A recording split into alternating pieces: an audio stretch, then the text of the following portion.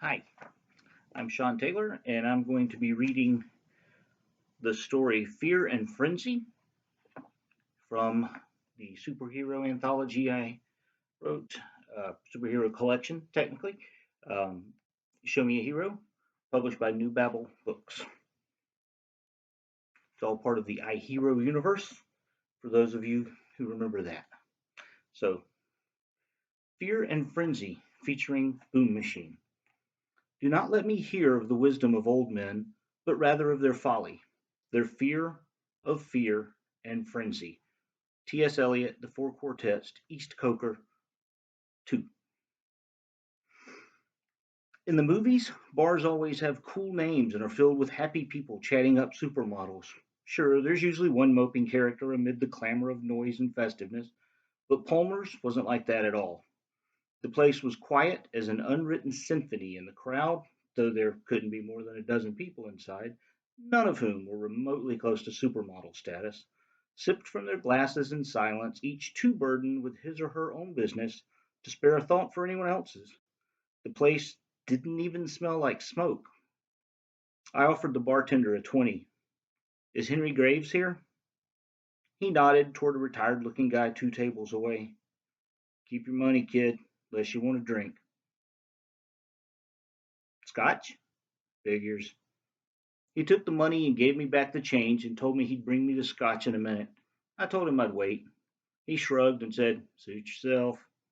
While I waited, I watched Henry Graves rub his eyes and forehead a few times, lift and put down his glasses without taking a drink, and gaze around the room like he was looking for someone. I hoped it was me. After about a minute, the bartender handed me my glass and I made my way to Henry's table. Henry Graves? I asked, reaching for the chair opposite him and let my backpack slide from my shoulder to the floor. The boom machine? He looked up and laughed softly. Hadn't heard that name in a while. Not outside of dreams, anyway. So you're him. I used to be. I waited for him to offer me a seat. He didn't, so I pulled the chair back hesitantly and sat down. It's nice to finally meet you. I've been looking all over the internet for stories of your adventures since I first found out about my powers, and so that's what this is about. He coughed and rubbed his jaw with a half clenched grip. His lips wrinkled up as he eyed me over. I nodded. You don't know how hard it was for me to find you, Mr. Graves. Not as hard as it's supposed to be. Oh, yeah. He finally took a drink from the tall malt colored glass mug in front of him. A long drink. Did it ever occur to you that I didn't want to be found? He asked after placing the mug down again. I smiled. I'd been expecting the question. Sure it did. Well, it occurred to me that you thought you didn't want to be found. He banged on the table with an open palm and laughed hard and loud as if we were two old friends sharing embarrassing stories. He pushed his chair back and stood up, then said loudly, Listen up, everybody. This kid here wants to be a superhero. He thinks he can give me a catharsis. What do you think about that? Sit down, Henry, the bartender said. Henry sat down. The hell was that about? I asked, pushing my drink toward the middle of the table. And who said I wanted to be a hero? You didn't have to say it. Everything else you did since you walked in here said it for you. He took another swig. Listen, if you think that training some upstart's going to get me back in the game to start playing Super Cop again, I'm afraid you're going to leave here disappointed. It was my turn to laugh. You're trying to tell me you find being a drunk more gratified than playing God with the mortals? He drained the last of his beer and clanked the empty glass on the edge of the table. I was no god, kid. Took me a while to learn that. So what do you do now? I preach. Must be one open-minded church to let a drunk shepherd the old flock, Henry. He coughed, popped his knuckles. I didn't say I was any good at it either, kid. Who knows? I waited for him to continue, but he didn't. He simply sat there, staring at me, trying to read me. In the sudden silence, I could make out the sounds of the Everly Brothers singing All I Have to Do Is Dream, droning from the old 45 style jukebox against the far wall. Two guys at the table beside us mouthed the words and nodded their heads in rhythm. A woman at the bar rested her head beside an empty glass, eyes closed, tapping her fingers on the slick wooden top of the bar. Everyone else ignored the song. Hell of a song, ain't it? I asked. Nice sentiment, but it's a lie, right? Dreams don't mean squat. He looked away, awfully cynical for a kid your age. You're not exactly the poster child for the glass half full club, Henry. He turned, looking me square in the face. I earned my cynicism, kid. And every time I try to let it go, I see 18 faces that won't let me. The accident at Meadows Estates? He ran his fingers through his gray, loose hair. You did all the homework, kid. You tell me.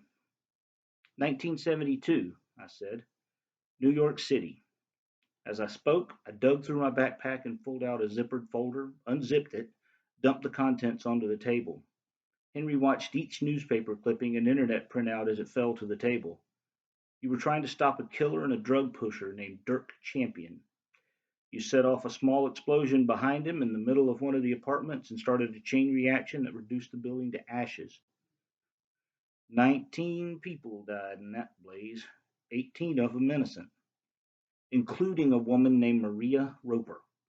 He wiped his brow with the back of his arm. Kid, I could tell you the names of every one of them.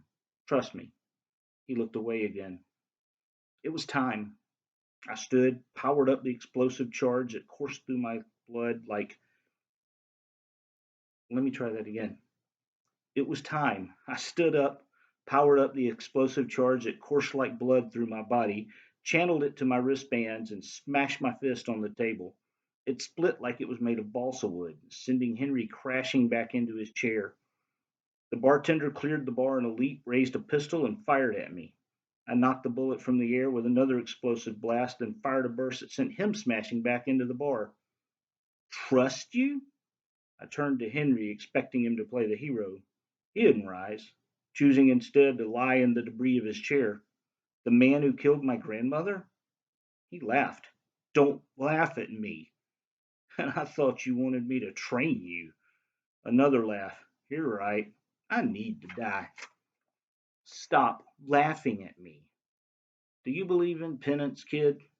Or are you one of those modern kinds who believes in karma instead? I came to kill you, Boom Machine. Now talk about theology. And I'm ready to die, kid. I deserve it. How else can I make your grandmother's face go away? Shut up. I powered up the bands for the killing blow. Aren't you going to fight back, old man? He braced his arms to stand. I stopped fighting years ago, kid. Why start now? As he stood up, he spread his arms wide. Do it for your grandmother, kid. Do it for Maria.